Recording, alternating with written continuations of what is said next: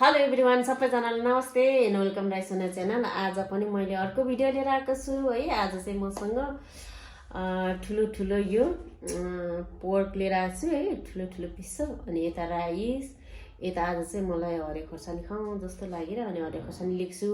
अनि यता लोकल दालमा यो हल्का गुन्द्रुक जानेर, अनि यता सालेड, यता चाहिँ मसँग सादा पानी छ है। सो कस्तो लाग्छ मेरो भिडियो, मन पर्यो भने लाइक गरिदिनु होला। अनि यदि मेरो च्यानलमा नयाँ साथीहरू हुनुहुन्छ भने चाहिँ मेरो भिडियो हेरेर सब्सक्राइब पनि गरिदिनु होला है भन्न चाहन्छु है। आज चाहिँ मैले सुँगुरको मासु ठुलो ठुलो पिस बनाएको छु। हेरौँ त, यत्रो यत्रो पिस बनाएको कि, यो ठुलो ठुलो पिस बनाएको छु। अनि यो डल्ले खोर्सानी खाने बानी हो नि त, अनि हल्का यो हरियो खाइदिउँ भनेर। अनि यता लसुनको पत्ता, यता धनियाँ।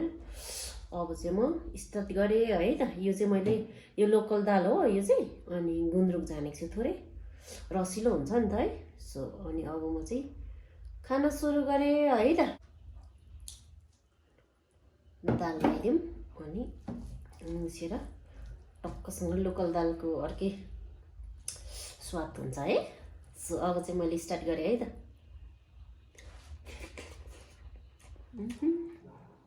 दामी भएको छ गुन्द्रुकको स्वादमा।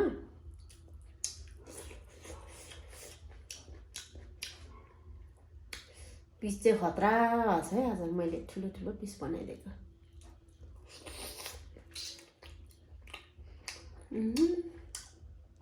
बोसो मजाले पाकेको छ।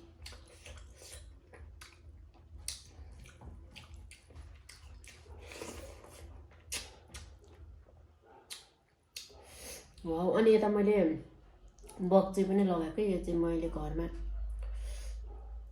बनाएको है। झन्डा झन्डै फुल्नु लागेको छ, कस्तो नराम्रो बिउ परेछ कि यसपालि। सो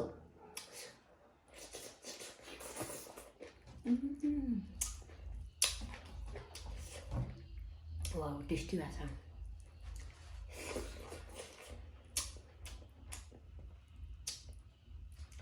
ठुलो पिस बनाइदिएको यसपालि चाहिँ।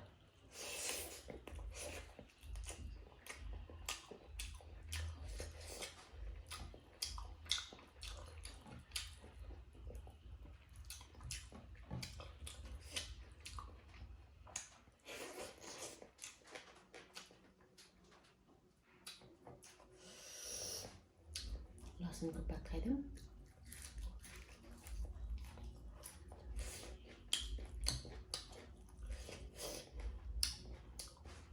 डल्लो डल्लै बनाइदिएको मैले।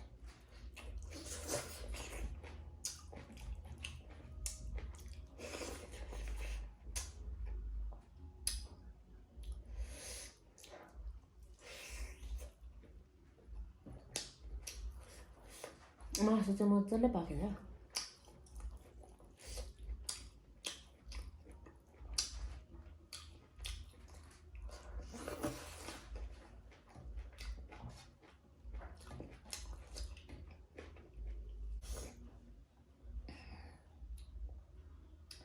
मुला यहाँ चाहिँ टुप्पा नफालेर बसेछ।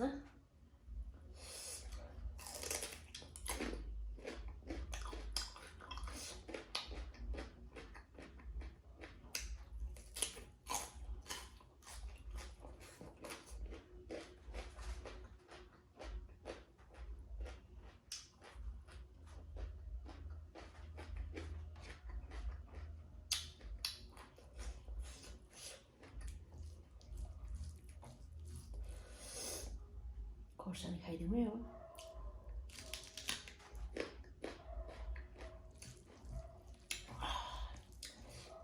पिरो रहेछ।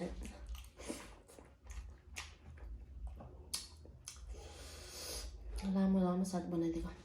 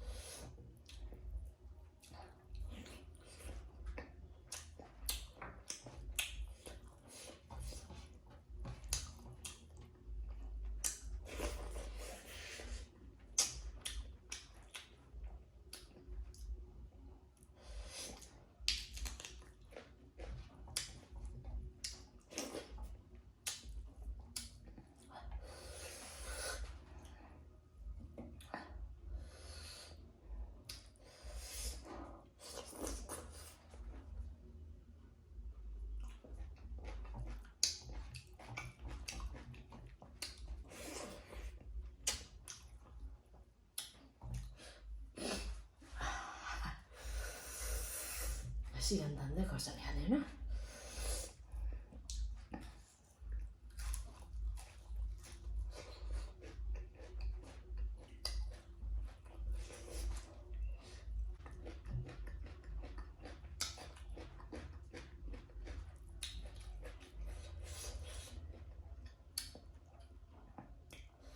비슷해 남미요.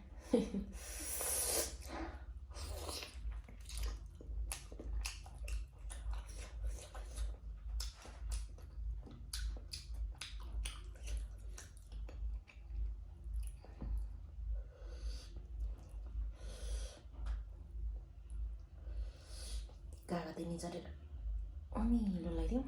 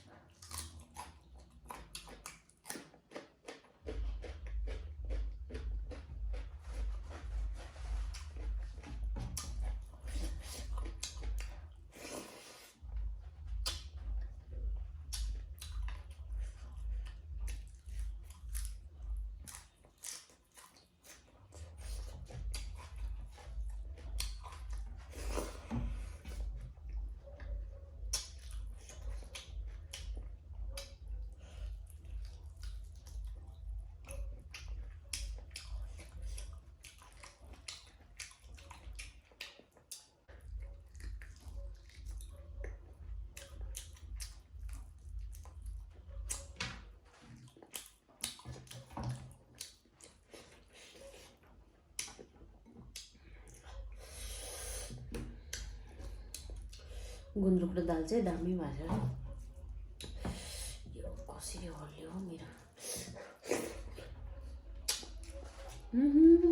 यस्तो दामी गुन्द्रुकको स्वादमा खानुको मजै अर्को हैन